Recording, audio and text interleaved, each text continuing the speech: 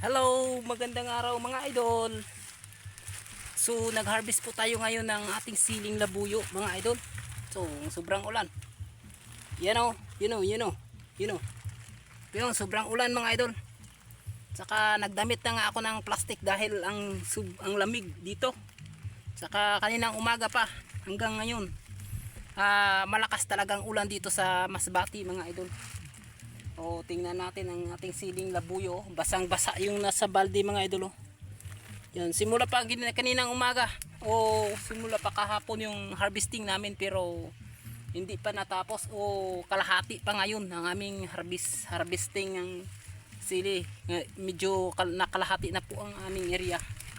So malawak-lawak pa po ito mga idol. So kailangan nating pagsikapan kasi ang bagal or ang kuti ng ating siling labuyo pag ito ay na-harvest kasi tulad nito mga idol nagdudukot po tayo sa gitna kasi nasa loob yung bunga yan. Yan yun mga idol yun ang bunga niya, yan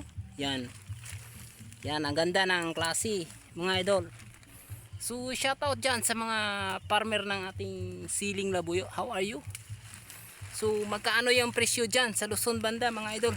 Magkaano ang presyo ng siling ganito or labuyo? Yun ang maganda mga idol. Ang ganda ng klase ng sili namin. Sobrang kinis mga idol. At saka mahahaba yung mga sili namin. Walang kinainan ng uod mga idol. So ang plastic ito ang damit ko para hindi tayo matabla ng lamig or ulan or basa ng ulan mga idol. So magandang araw sa inyo lahat. Andito po tayo ngayon sa ating farm. So konti pa lang, kalahati pa lang tayo. So by tomorrow ang pick up ng ating buyer mga idol. So hindi natin maasahan nga maubos ito, kundi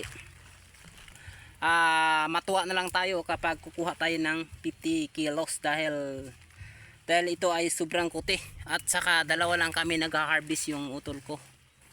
Ay, shout out dyan.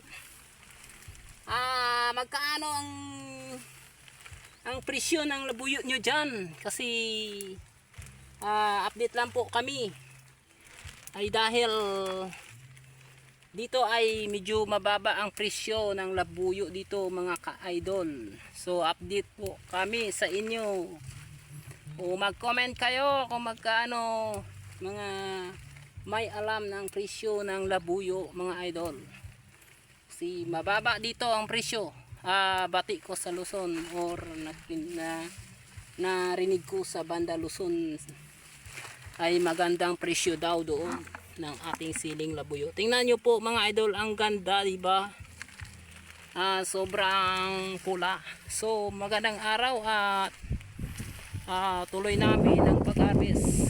Thank you very much and God bless.